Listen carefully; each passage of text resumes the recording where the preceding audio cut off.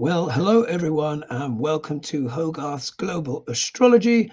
Know your planets, know yourself, or know your nation, know yourself. Both are interchangeable. Right, today in a slight, in a slight deviation from the usual politics and stuff like that, and all of the cray cray that is going on in the world right now, where it just feels like a whirlpool of human iniquity, natural disasters, war, pillage, theft, criminality, and all sorts of madness that is going on.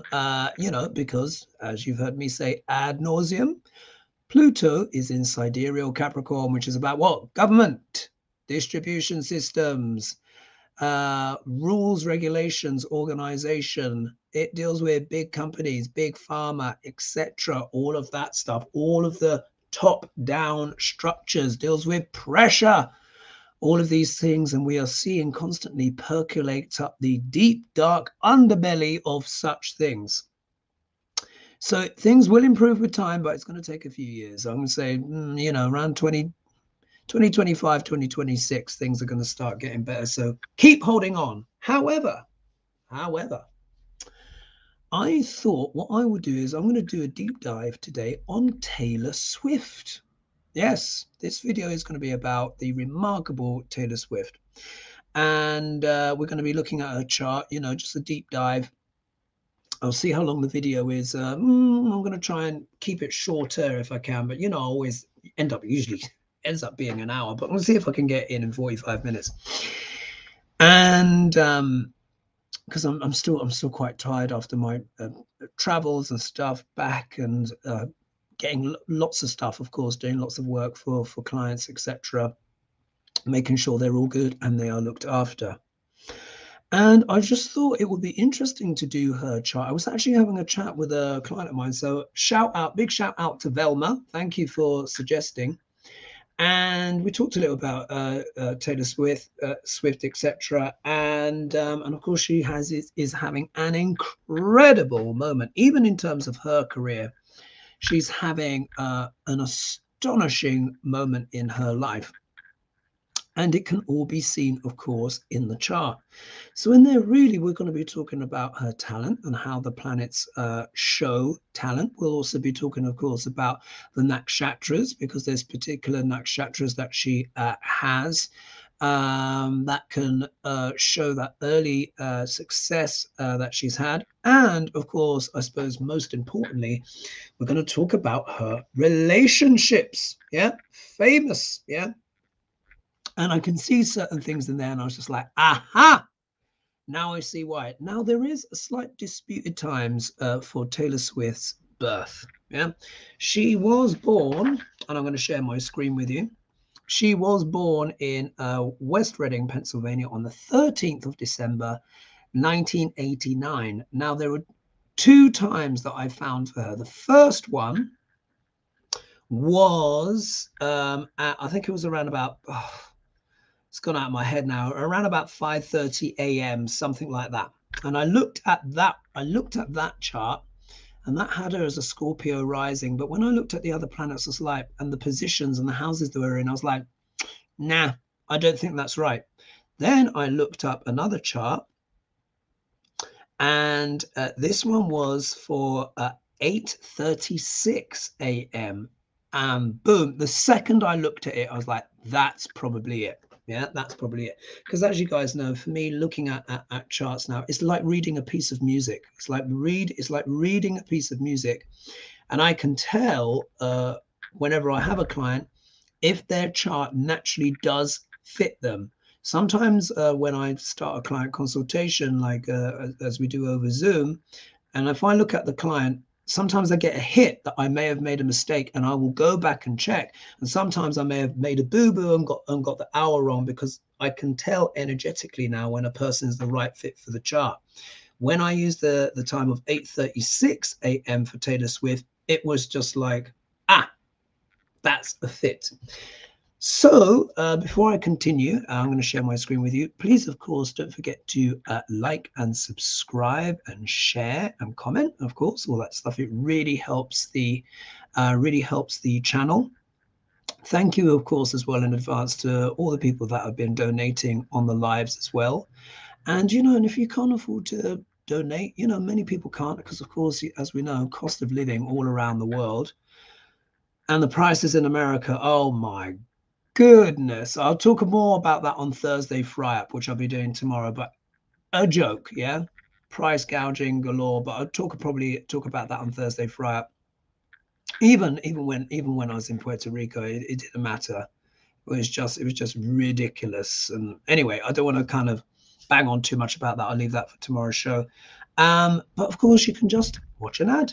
Yeah, literally, just watch an ad or two. I mean, as you know, I try and keep it small. Only like one ad in the middle. If that. So if you want to support, please feel free to watch an ad, and that really does help. And that's the way you can contribute to help support my channel without necessarily making a financial contribution.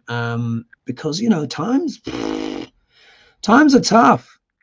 Times are tough. Times are tough. It's yeah, times are tough. Anyway, so let's get into Taylor Swift's chart. Let's have a look at this remarkable career, this remarkable young woman who is now 33 and in her absolute prime. Yeah, absolute prime. She's reaching what I would call her apotheosis in terms of her maximum impact. But rather than me just yapping about it, let's actually do a screen share and do share screen.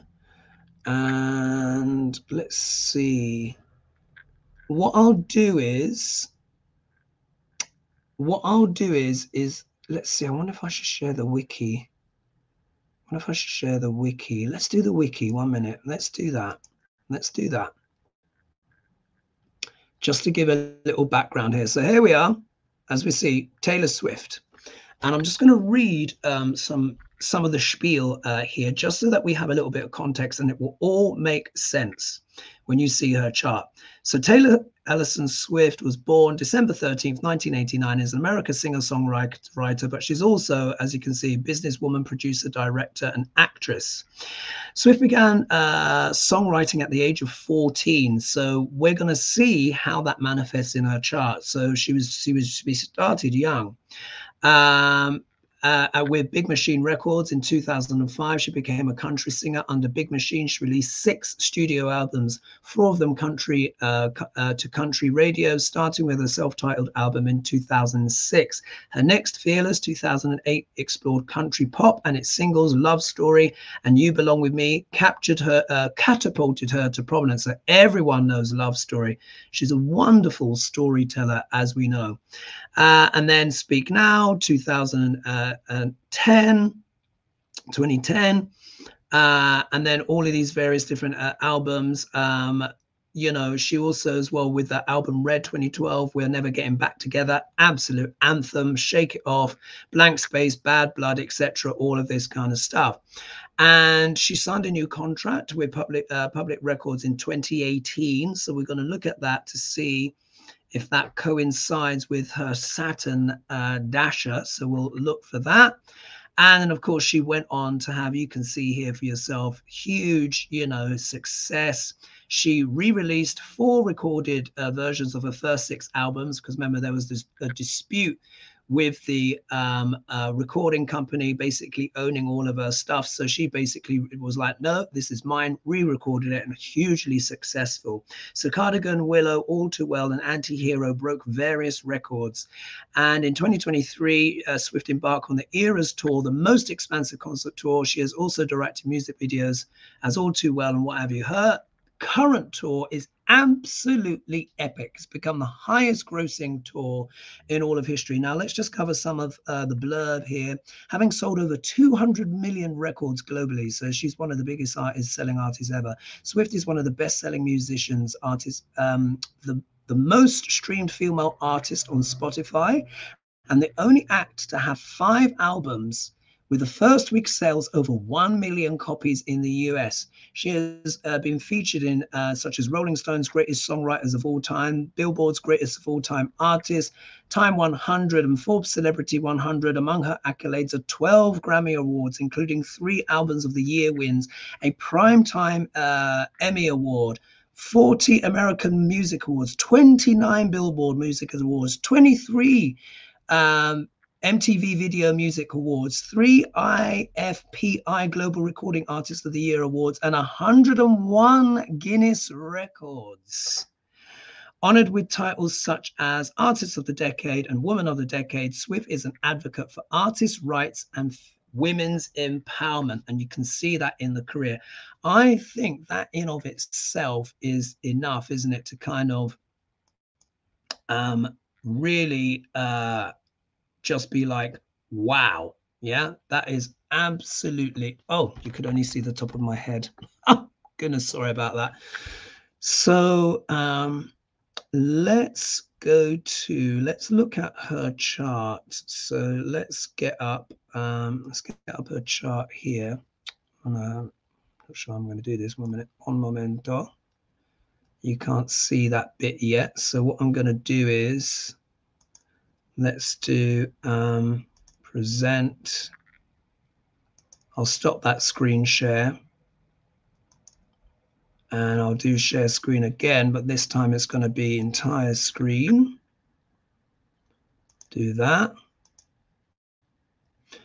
So there's that. And then I'm going to go down here, get this up. Voila. So here is our chart. Let's just move this over to the side like this and go to the corner down here. And this is her chart. Now you'll see here in parentheses, I've put here 5:17 a.m. That was the original chart time I found for her, but you'll see this one is at 8:36 a.m. So Taylor Swift was born in West Reading, Pennsylvania. Let me just make sure my face is in the middle there. Jesus Christ. You know, you can tell I'm tired. Let me get the lights up a little bit. West Reading, Pennsylvania, on the 13th of December, 1989. And the time I've chosen here is 8:36 a.m., which is really for her life a perfect fit. And you'll see why in a minute. If we look here, if we just start with Taylor Swift's first house, you'll see she's got a stellium here. She's got 1, 2, 3, 4 planets in her first house. Now, as you guys will know, when houses that are empty, they still work. Of course they do, because they're a different area of life. However, the planets, the more houses in the planet, the most emphasis. So we see here now, according to, of course, Western tropical astrology, they're 24 degrees ahead. They have Taylor Swift as a Capricorn. But really think about it. Think about Taylor Swift's energy, how she puts herself across, her vivaciousness and her vitality, and ask yourself, is that really a Capricorn ascendant? Look, Capricorn, it's a good ascendant. It's fine, just as anyone else's, but it's much more modest. We need to remember the ruler of Capricorn and Aquarius is Saturn. Saturn, all in all, is a modest planet. So the Capricorns and the Aquarians of the world, the Capricorns tend to be more modest, steady as she goes, very corporate, diligent, hardworking, but it's not a very showbiz sign. Aquarius can deal with artists though, but they tend to be more eccentric, unconventional. Who would be like Bjork, for example? If I think of someone like Bjork would be, for me, a typical kind of Aquarian artist. She's way out there on the spectrum and is almost more alien than than artist. You know what I mean? However, as we know in Vedic astrology, we take off almost 24 degrees to take into account the precession of the equinoxes. And really and truly, Taylor Swift is a Sagittarius ascendant. Doesn't that make a lot more sense? Makes a lot more sense. What is Sagittarius all about? It's all about what? Freedom. It is the sign of freedom, movement, travel, adventure, optimism, taking chances, seeking the truth. It's also about spirituality as well. I'm sure Taylor's very spiritual, but it also has a lot to do with politics. And we know that Taylor is political. She is. Sagittarius is also known as the battlefield. As a sign, it's known as a battlefield. So the sign of Sagittarius has a lot to do with fighting. And even though, we know she's led a very successful life and all of this stuff, she's had to fight a lot. She's, particularly in terms of her artistry and her music and stuff, she really has had to fight really quite a lot. And of course, there's the political fight as well. So when we take into account this Sagittarius ascendant, it just becomes so obvious, doesn't it? What is it that Taylor Swift did recently? She posted, I think it was on her Twitter. Well, we know it's called X. Twitter's the one we all understand. She posted on her X/Twitter profile, encouraging people to vote. And she put a little link there. She shared a link. The traffic to the website increased by 136%. And I think it's something like 40,000 young people signed up to vote in the first hour alone. So she is a huge advocate, of course, what? Freedom, women's rights, and people kind of getting out to vote. So of course that aligns perfectly with the political nature of Sagittarius. Gemini is also a very political sign as well, and we have planets here, but I'm going to leave that bit to last because we're going to talk about the relationships there, and it will all make sense.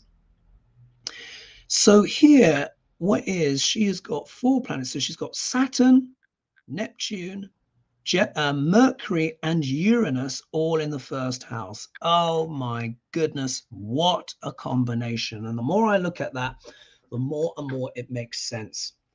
Now, what I'm always saying to my clients is this: any planet or planets in the first house have their hands on the steering wheel of your life.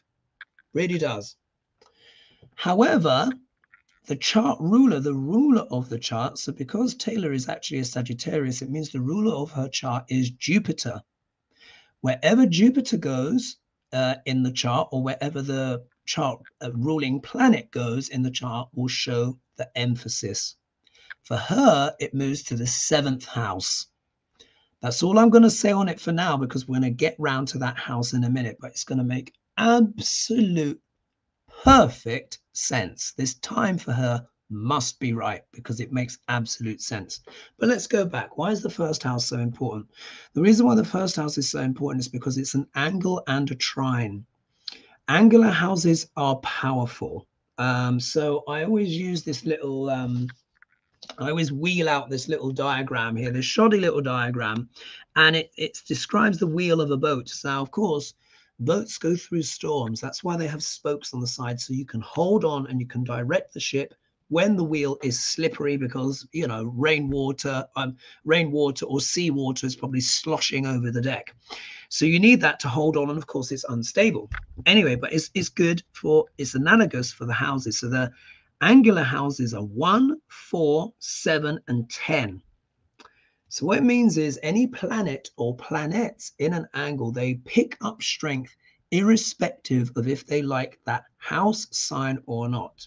I'd say the only tricky one is when Saturn is in the first house in the sign of Cancer.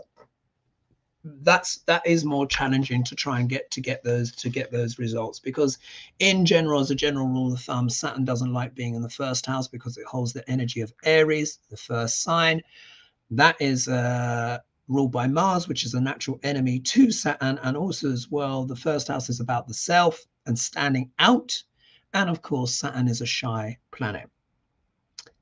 It's also a trinal house. So the trinal houses deal with luck. So houses, basically 9, 5, and 1 also deal with luck and dharma and all of that kind of stuff. So the first house is an angle and a trine. So it's very important. any planets in the first house are going to have a disproportionate impact on the personality. They really will. So here, who are we dealing with here? We see quite the combination with Taylor Swift's chart. Now, here, this all starts to make sense, particularly when you see who is here. So straight off the bat, let's look at Neptune. Now, Neptune is what? The higher octave of Venus. Yeah, Neptune is the higher octave of Venus.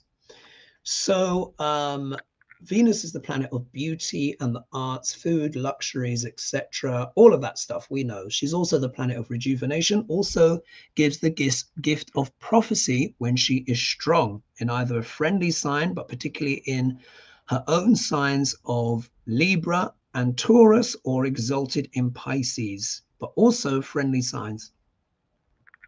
And we'll talk about that when we get round to Taylor's second house. So Neptune, the shadow of Neptune is illusions and delusions, drink and drugs, and all of this kind of stuff. Getting addled can also deal, and which may not necessarily be bad, but can deal with psychedelic substances as well, psychotropics, anything that can kind of get us out of this world. He's also associated with opium. And like, for example, we need Neptune when we go into surgery, for example, because what do? They put the gas on us, because Neptune also represents liquids of all kinds, but also gases as well. So modern medicine, because he also deals with pharmaceuticals as well, heavily relies on those energies of Neptune. Modern surgery would be impossible. Well, not impossible, it'd just be horrifically painful, but it would be impossible without, essentially us being able to kind of go out and leave our body. Imagine trying to do open heart surgery today without anesthetic. The person will just die. Yeah, just the horrific pain, you would just die, the shock, the trauma. Whereas, of course, when you're anesthetized, you are out of your body, and then the body can be operated while the soul, the essence of that person, is not necessarily present. But really, what is Neptune about? Neptune deals with the arts as well. He deals with music, film, and photography, and painting in particular. We know that she is a fabulous musician. Yeah, Taylor can play several instruments. I think it's obviously the guitar, the ukulele. Oh, crumbs. Let me just see if I can get up the. I can't remember. But I think it's about 5 instruments that she can play. I think she plays the piano as well. I saw her do that in a concert as well. So look, we know very talented when it comes to music. Yeah. But Neptune is also film and photography. Taylor Swift literally has a film out right now. She's just released the film, and she's also a producer. She's a film producer. So we can see here's Neptune in the first house, which means it's making a huge influence on the identity, because the first house is how we show up to the world. It's what we present, is people's first impressions. It's also that energy in our aura as well. So even just Neptune there on its own would have done it. That was enough to give her musical gifts and talent. She's also, as well, of course, very photogenic. And people, what I found, who have Neptune in the first house, they really like to play with their look. They often, Taylor has kind of stayed a lot with the blonde pretty much over the years, sometimes straightened or wavy or darker or lighter. However, look how much she changes her costumes, her look. And that is an essential part, of course, of being a modern pop star, being a chameleon. So you can see Neptune is giving that quality. But this here, this Mercury-Uranus combination, this for me is the real humdinger. Real humdinger. Now, I know this combo. I know this combo. I haven't myself. I'm not Taylor Swift, of course. But I know this combo. Now, this one is this. Now, Mercury deals with the mechanism of the mind. The moon is the mind over all. Yeah, the moon is the mind over all. Um, the resting state of the mind. The moon is also our childhood, how we adapt to things, how we get our needs met. The moon is also the mother, and this will make sense when we get round to the moon in a minute. And she's got a very quick moon, yeah, moon in Gemini, which I recognize as well. It's quite funny. I've got my moon in Gemini as well. Again, obviously, I am not Taylor Swift. Now, but if we look here, this is a very interesting combination because something funny happens. Whenever Mercury aspects the moon, either by opposition, being with the moon, or the moon being in the signs of Mercury, so whenever the moon is in Gemini or Virgo, it speeds the moon up. Speeds the moon up. Because Mercury represents the mechanism of the mind. So the moon is like the clock face, and with the hands showing the hours, showing the time, but Mercury will be the mechanism. That's why it's also that planet of intelligence. So so I can see she is very bright.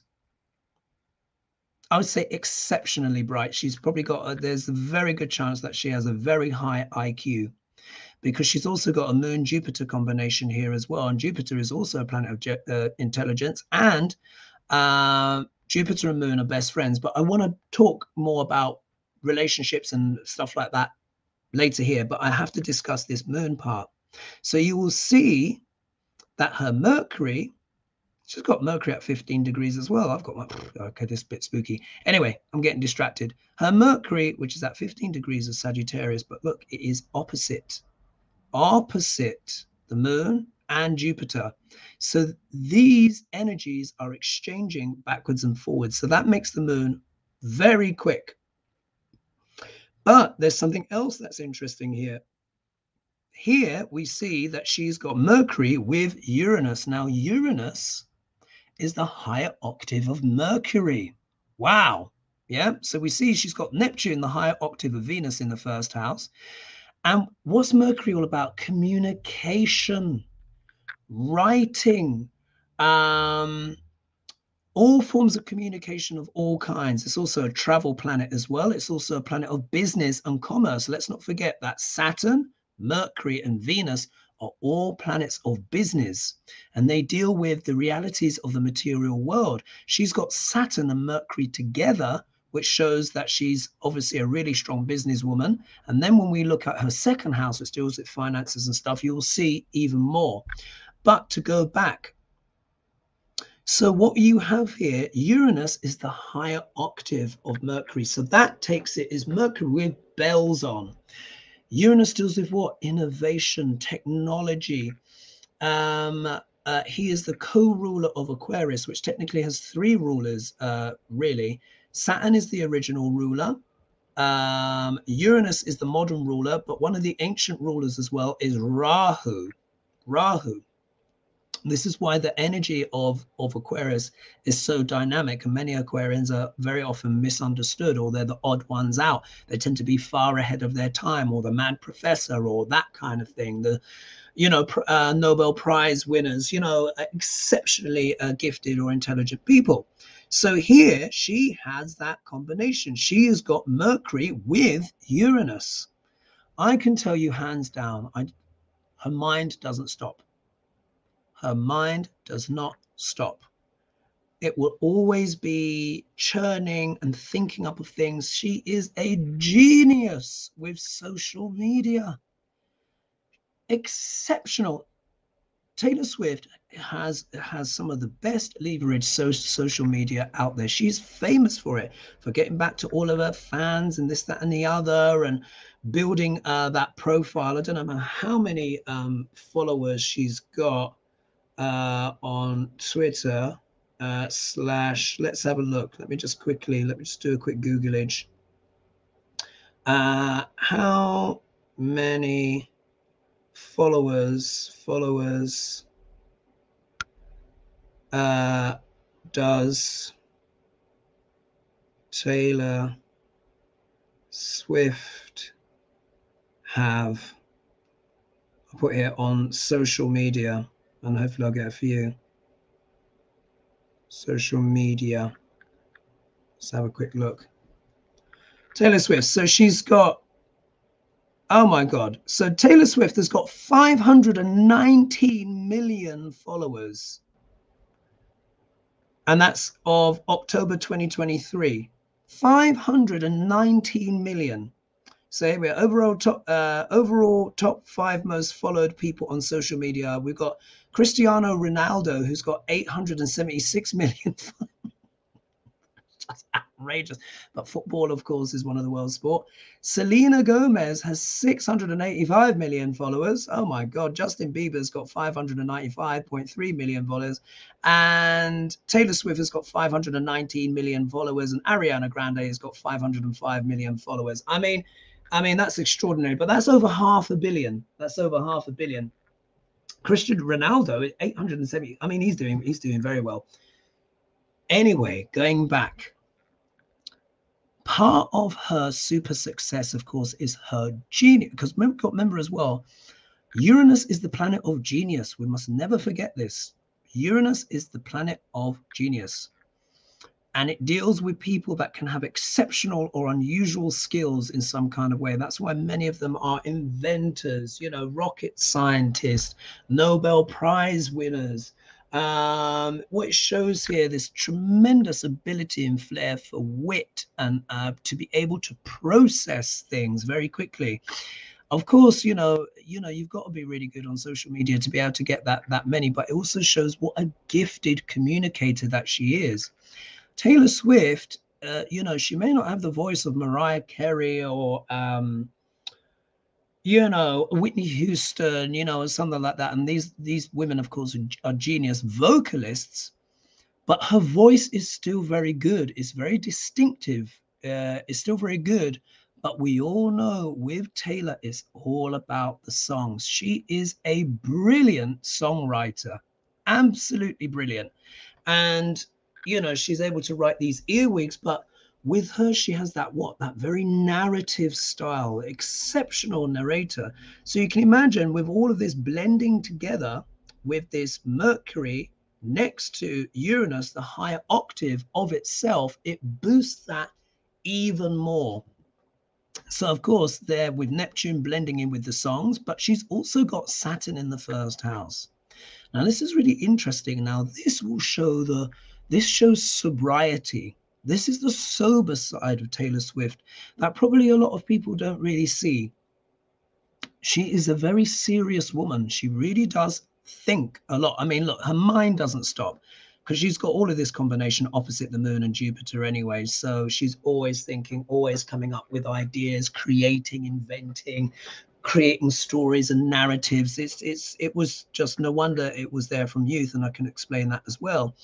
But what you see underpinning it is what the sobriety, graft, and sheer grit and determination and hard work of Saturn.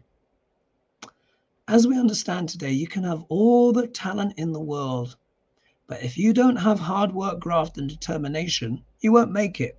Many of us know exceptionally gifted or talented people that we may have considered to have wasted their talents, wasted their gifts, or they weren't able to find practical ways in which to harness them. What I think is the real masterstroke here for Taylor Swift and her exceptional success is this Saturn, because without it, she would have her usual gifts that she has, but her performances or her commitment to her career would likely be erratic. Why? Because Neptune is very diffuse and watery, and he can give great spirituality and great skills, but he's not a nuts and bolts planet.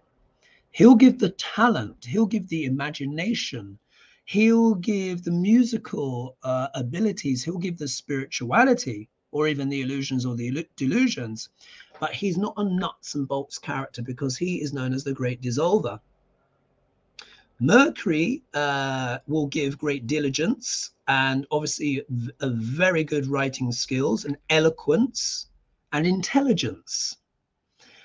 So there's that. But Uranus can be a very disruptive element here. And if we look here, we see that she has got her Uranus in Mula Nakshatra. Now, this is what makes her a bit of a firebrand and why she sometimes gets in trouble politically, because the Conservatives, as we know, or the GOP, don't like her. They're attacking her all the time, because she has got this Uranus which deals with sudden shocks and surprises, independence, freedom. It is also known as the Great Liberator, but it's also the rebel. Yeah, Taylor Swift is also a rebel. And here it's in Mula Nakshatra. Mula Nakshatra means to tear up by the roots. And it also, the deity here is Nariti, the goddess of destruction. But what is she destroying? She's destroying Maya, the illusions. So here, this is where we see that Taylor Swift will often say things that many people consider controversial. Because she is involved in politics, etc., and stuff like that. But she's going to speak her truth, no matter what. Mula also means to be picked up and move around a lot. So, of course, she may have been born in West Reading, Pennsylvania, but she and her family, they moved to close to Nashville. Yeah, so she could begin to develop her career there. But Uranus is also the planet of aviation. And of course, Taylor Swift has traveled the whole world and then some. She does this tour here, that tour there, this tour there, and etc. So that is that Mula energy, but there's also that energy of Uranus here, which is electrical in nature. He's one of the original sky gods called Uranos by the ancient Greeks, and his element is lightning. So there's this lightning quickness, lightning flash quality to her. And people sometimes find what she says really quite controversial. But in many ways, she's doing her part for democracy. So if Saturn wasn't here, this in many ways, that energy of hers would be untethered. She would still be brilliant, but she would likely be inconsistent. So the Saturn anchors all of those abilities and makes it tangible by doing the A, B, C, D. Saturn likes to do one foot in front of the other. One of the things, what I found in my chart, in my D9 chart, my second half of life chart, I've got Saturn moves to the first house. I'm actually a Sag in my D9, Saturn in the first house. And I can certainly say as I've got older, I've become more and more disciplined. It's just, just something you feel. Sometimes it's actually a little bit difficult. It can actually be a bit of a heavier energy because Saturn deals with realism. Yeah, you see me all the time. I'm always talking about the realism, aren't I? I'm always telling everyone where Pluto really is, which is why the world is as crazy as it is. But that's what it is. Saturn is the planet of reality. So here, this was essential, this combination, to ground all of this creativity that Taylor has. Otherwise, she potentially could have been a squandered talent. That she clearly is not. If we go to a second house, now this is fascinating as well. Now, what does the second house deal with? The second house deals with the face, the neck, the teeth, the throat. The second house starts from the eyebrows down to the neck. It also deals with the voice. The voice. It also deals with family as well, family and our values and stuff growing up.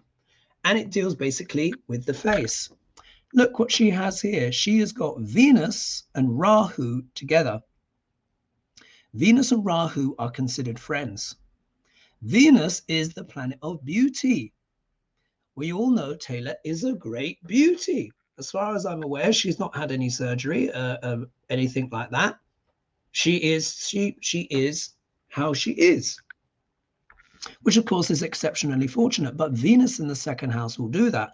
But guess what? So will Rahu. And what Rahu will do when he's in the second house, when he's in the face, Rahu will add a bit of an exoticism to that beauty. If you look at Taylor, she's got these very lovely sort of almond shaped eyes. And really, when you look at her, you can't really tell where she's from. Because obviously we know she's American, and of course a lot of Americans are a lot of mixed blood, but she could easily pass for a Scandinavian, Estonian, You know, I even think she even looks a little. She even looks a little bit English. Actually, she's got a bit of an English look to her. And if you see her mouth is a very interesting shape. It has. She's got this very Cupid's bow mouth. So there's something slightly exotic about Taylor when you look at her. And of course, this is something as well, which of course her fans, you know, adore and love. But the giveaway there is Venus. Venus is also the planet of what? Luxuries. Yeah, she's the planet of luxuries. And, you know, boats, vehicles, and stuff like that.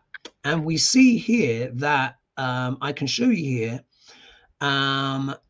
Basically, Taylor has got two very strong wealth yogas. In fact, let me just see here on the printout to see if she's got any more.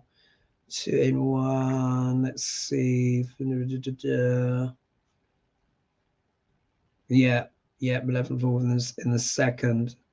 Yeah, second Lord in the first. Yeah, just what I thought. So if we look here, so Venus is here in a friendly sign. Remember, Saturn, Venus, and Mercury, they're all friends and they all do well in each other's signs. Technically, though, Venus debilitates in the sign of Virgo, which belongs to her best friend Mercury, but she's still delighted. Mars is debilitated in the sign of Cancer, which belongs to his good friend the Moon. He's delighted, but more delighted than Venus. Anyway, the point is she has got Venus, which is a wealth-generating planet, in the second house of the face, the neck, the teeth, and the voice, giving her beauty. But Rahu is here as well. And Rahu loves being in the second house because that also deals with wealth. So this Venus is being boosted up. Remember, the nodes of the moon tends to exaggerate things. Rahu in particular expands things out wider. She's exceptionally wealthy. Yeah. And if we look here as well, she has got what is one of the classic wealth combinations, which is when you have a link, an association between the first house and the second and the 11th. Second house is wealth, resources, and finances, as I've said. The 11th house deals with huge wealth as well, huge net worth, community, knowing powerful and influential people. So for a Sagittarius ascendant, now with that earlier ascendant, that was at 5:19 or what was it, 5:17 a.m., that would have made her a Scorpio rising, which would have made Venus the 12th house lord. Yeah. And when I looked at the chart, I was like, nah, that's not right. She has to be a Sagittarius because we see the manifestation. So as a Sagittarius, you see the second house belongs to Saturn, which is in Capricorn. That is also a wealth yoga as well. When the Lord of the second is in the first, it brings that money to that person. But here we see Venus, for all Sagittarius ascendants, is a very wealth generating planet. So let's count round to the 11th house. 1, 2, 3, 4, 5, 6, 7, 8, 9, 10, 11. Where is Venus? The Venus is the Lord of the 11th house via Libra. Venus goes to the second house. So she has a connection between the 11th and the second house, which is a powerful wealth yoga. A person can be rich just with that on its own, depending that they fall into the right time sequence in life and stuff like that. What I've also noticed here as well, we see here her Mercury is off the charts. Look how powerful her Mercury is. This is called Shad Bala.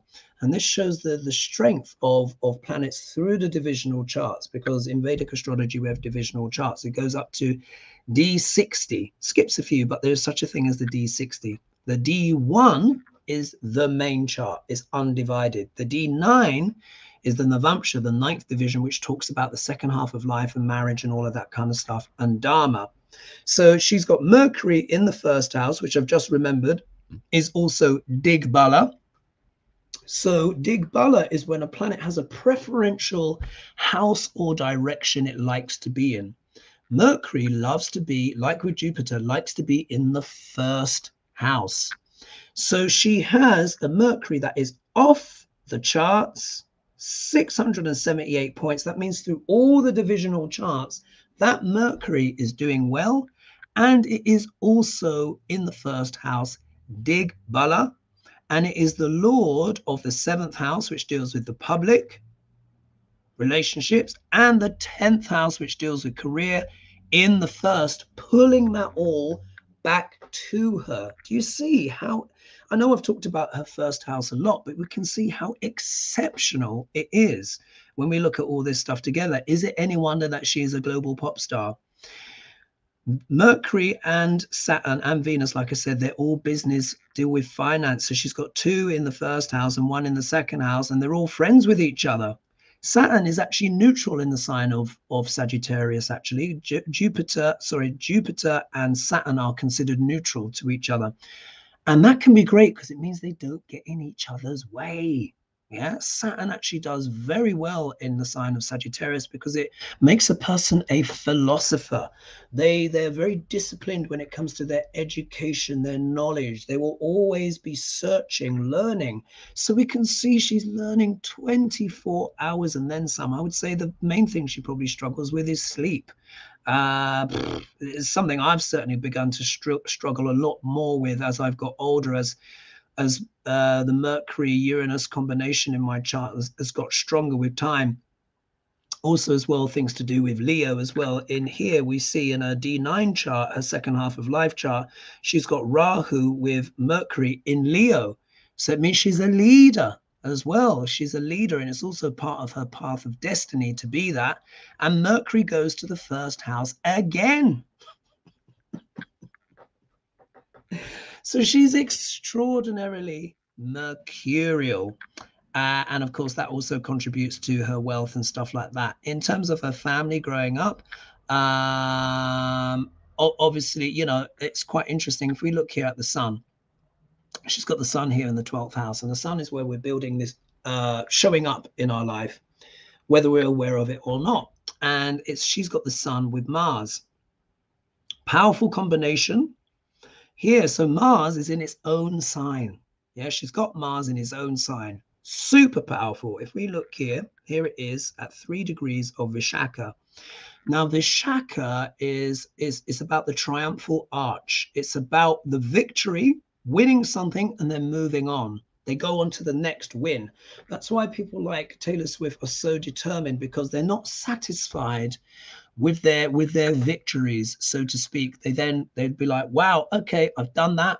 Now I'm moving on. This is planet Mars as well, which is what? Planet of passion, drive, sensuality as well. She's probably got a very sensual side to her as well, because she's got Mars in the 12th house of bed pleasures. However, this is also Kuja dosha, which affects relationships. So I'll explain that a bit more. Here she's got here with the sun. Now, the sun, of course, also represents the body of the father.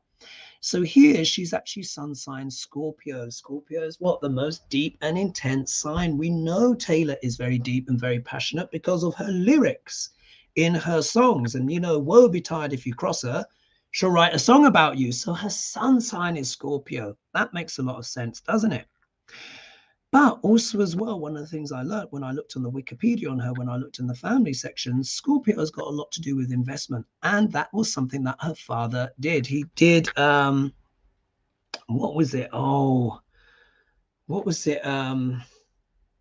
Something to do with stocks and shares and something like that. It's gone a little bit out of my mind. But anyway, it was things to do with investments. So you can see it there. But also as well, the 12th house, as you know, I refer to as the land of far, far away. This is also what? Her international travel. So what's interesting as well is that she's, because the 12th house deals with, you know, spirituality, asrams, travel, means to cross an ocean. She's crossed oceans multiple times, probably hundreds of times now in her life and career due to her exceptional global success. But it also shows there will be a deep spirituality there. She probably almost certainly meditates. I'm sure she probably does a bit of yoga as well. She's probably psychic as well, because the 12th house is a very psychic house. But look, remember her Venus, which also gives the gift of prophecy, is strong in a friendly sign with Rahu being exaggerated.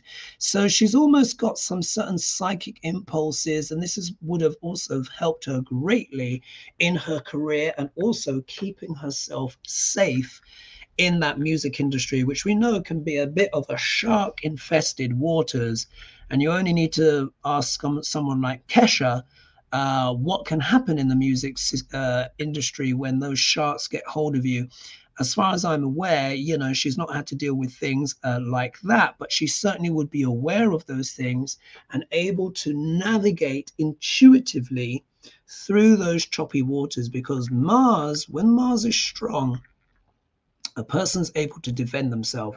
So whenever you see a person with Mars in Scorpio or Mars in Aries or Mars in the first house, which is what I have, you know, a person will be able to defend themselves. Yeah. Sometimes I can, you know, with people, if people get your, for those that have given me sass in the comments, you know, that, you know, you know, because I don't deal with any bullshit. Yeah, Mars does not have time for that. So we can see here also as well, Taylor Swift doesn't put up with the BS. And we've seen it when she has something to say, she will say it, because she's, in many ways, she's fearless. When Mars is strong, it gives a person a lot of courage, but sometimes even some people may even consider it reckless. But when Mars is strong, Mars becomes the master strategist, particularly when he's in Scorpio. This is a woman who knows how to defeat her enemies. Yes, she's got some hidden enemies, but she also knows how to defeat them. And but also as well, it shows for all of her public life, the 12th house is a very hidden and private house. She is deeply private. She will try as much as she can to keep her private life under wraps, which she's sometimes managed to succeed with or not. Talking again about the wealth, we see here she's got Pluto, the original planet of wealth, in the 11th house. Why was he the original planet of wealth? Pluto deals with exceptional wealth or exceptional debts. He's extreme. It's never, it's always extreme with Pluto. Why is he the original planet of wealth? Because he's god of the underworld. Most of the majority of the world's wealth comes from what? Resources, things that come out of Gaia. So if we think in terms of the Industrial Revolution, where would it be without coal, without oil, without minerals? Yeah, you need minerals to, you know, of course, to make all the iPhones and all this, that, and the other, solar panels, etc., all of that stuff. What do I say? Coal, oil, minerals, gemstones. Of course, gemstones are exceptionally precious. Even the gases, you know, the gas, you know, comes out of the ground. So really, Pluto is the planet that deals with that. This is also why we're having challenges with what? Oligopolies or plutocracies and stuff like that. Because Pluto, if we look over here by where the planets are by transit, this is where they really are. We see here, look, Pluto is in, now going direct, 3 degrees and 43 minutes of sidereal Capricorn. This is why we're seeing all of this churn in governments, things going to the right, things, businesses, you know, in terms of big business, big pharma taking a lot of control, trying to control everyone. Pluto is a planet of control. Here we can see that Taylor is really in control of her finances. They say her concerts grow so much now that she actually adds 2 to 3% to the GDP of each city she visits. Pluto is also what? A planet of power. She has exceptional influence. It's in the 11th house. The 11th house does what? Friends, associates, community, her followers. Yeah, as we've seen, she's got, what was it, 500 and what was it, 9 million, you know, followers. But, you know, that's all this probably across the media platforms, but they're absolutely devoted to her. And she does what? She transforms their lives. Planet of transformation right here. And it's also in Vishaka, which is what? Tremendous determination. So she is exceptionally driven, exceptionally driven. A workaholic, of course. How could she not be? How could she not be? She couldn't have that level of success if she wasn't a workaholic. And we'll also talk about her relationships as well, but we'll save that till last. But here we can see that there, but it really, her devotion, she's utterly devoted to changing the lives of her followers, her fans who follow her and her music. And of course, Libra is also what a creative sign. She is part of that generation, and Libra is the masculine expression of Venus, which is the intellectual side of Venus, which also deals with literature, writing, you know, all of that stuff. So we see that again. What else to say? Here as well, we see that she's got her Ketu in the 8th house. It's really weird. I've got Ketu in the 8th house as well, but mine is in Aquarius, and my second house, Rahu, is in Leo. Yeah, she's much younger than I am. The nodes have moved, and she's got her Rahu in Capricorn, giving her great flair with finances, but also her Ketu is in the 8th house. She is psychic, without a doubt. Ketu in the 8th house makes a person psychic. It doesn't matter what their facade looks like. He loves being in the 8th house. And she's also lucky as well because she's got Ketu on his own, which means he's got the house to himself and he's not going to be interfering, using his smokiness to interfere with other planets. Because when Ketu tends to reduce or scrutinize any planet that's with it. So here we see here, she's got it in the sign of Cancer and in the nakshatra called Aslesha, which is the embracer, the entwiner. The shadow side of Aslesha deals with poison, yeah, toxicity, poison, can even deal with mental health issues and stuff like that. The positive side of it is the deities associated with this nakshatra are called the Nagas, and they're said to live in a world underground illuminated by beautiful gemstones. So it also deals with mysticism and the occult and the hidden waters of knowledge. But guess what? Aslesha nakshatra also belongs to planet Mercury. And you see here how strong her Mercury is. So this is another thing. So here, this also as well gives a flair for commerce. Aslesha also is associated with scents, perfumes, commerce, luxury goods, luxury items. So we know obviously she's got a flair for that as well. Many houses and stuff around the world that she lends to her friends, you know, so they can date people and have a bit of privacy. Literally, she does. Remember, she's got very powerful, influential, and famous friends. Famous, she fell out with Katy Perry, do you remember, and wrote that song about it. But yeah, she's someone not to cross, because Aslesha is the part of Cancer. The Cancer is a very nurturing sign, and we see how nurturing she is with her fans. But it is known for holding a grudge. And what happens when her boyfriends kind of stitch her up and stuff? She might write a song about them. So let's get round and let's talk about famously Taylor Swift's relationships, which are now things of legend. So here I can see exactly why there are ups and downs and why it's tumultuous. First of all, she's also got Kuja dosha. What does that mean? It was when Mars puts an aspect on the 7th house. Wherever Mars goes, I always say this to clients of mine. So if you have a consultation with me and you're wondering why you're single or why marriage hasn't happened or where are they and blah, blah, blah, you could have Kuja dosha. Let me tell you, it's not the end of the world. So here is the glyph for Mars. So here we will see the circular bit, and then we see what? The arrow, the sharp, pointy bit. Wherever Mars looks, he throws an arrow into that house. If he's in that house or looking at a house. Mars has special aspects. I won't go into all of them with the planets, but I'll discuss Mars. Mars looks 4 places from himself, 7 places from himself, which all planets do, the opposition, and 8 places from himself, which is the quincunx.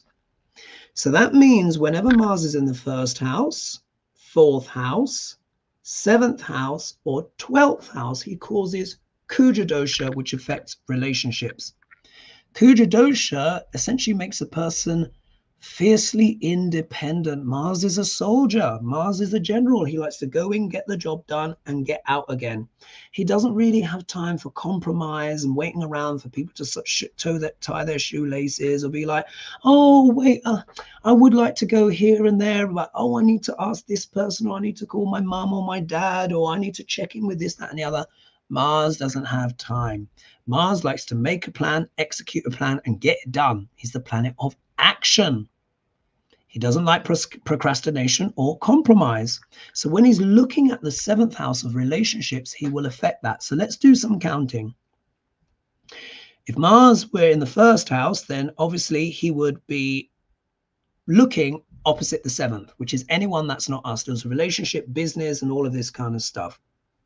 You know, the spouse, but business partners, name, fame, outside world. So we know he's not there. If he was in the fourth house, he'd be looking at the seventh via his fourth aspect, 1, 2, 3, 4.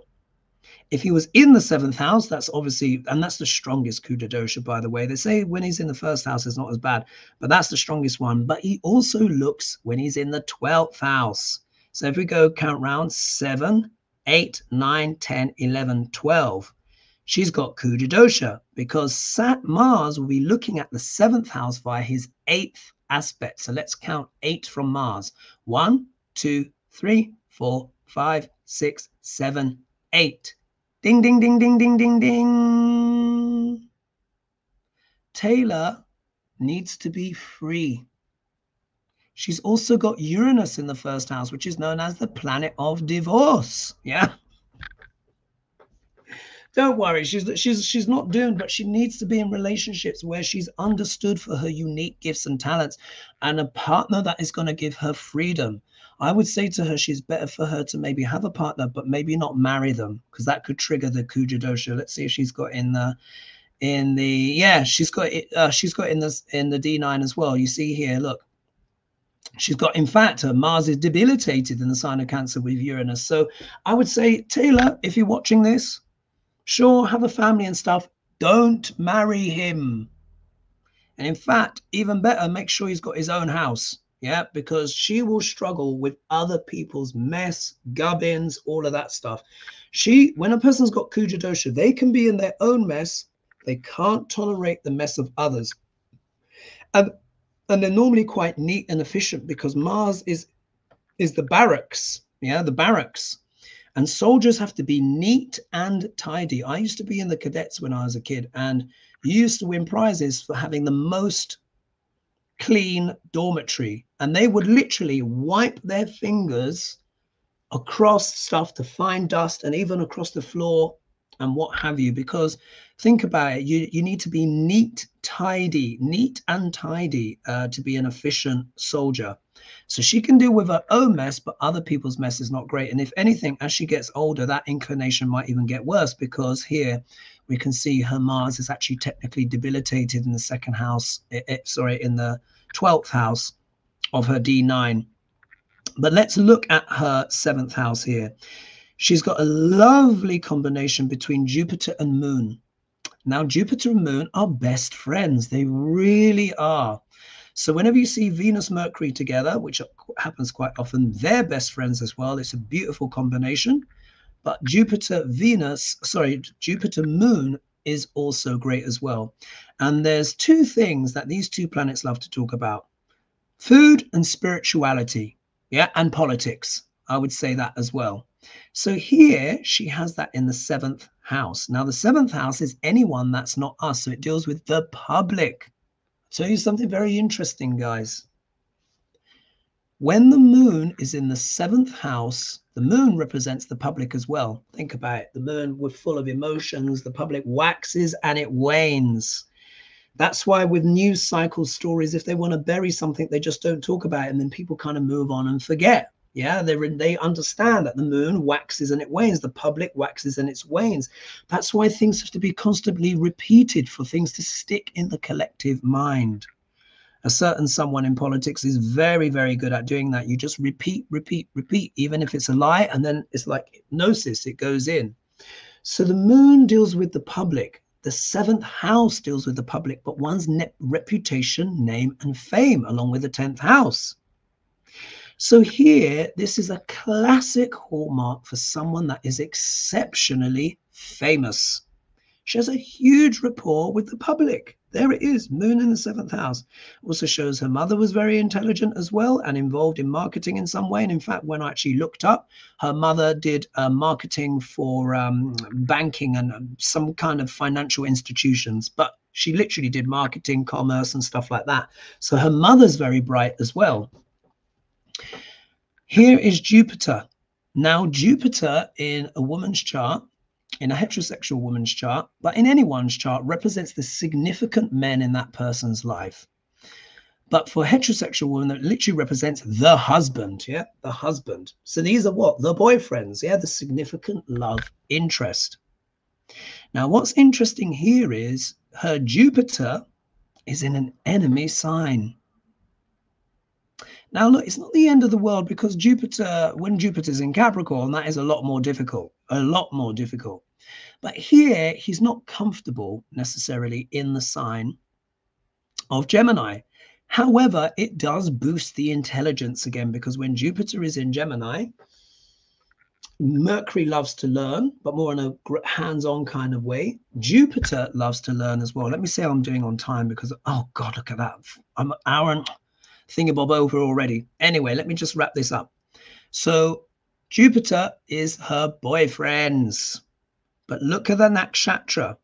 She's got moon in, I've got moon in Ardra as well. This is kind of spooky. Anyway, her moon is in Ardra, but her Jupiter is in Ardra, and Ardra is all about what? The storms. Ardra, the deity of Ardra is Rudra, the god of storms. So it means what? Stormy relationships or stormy men.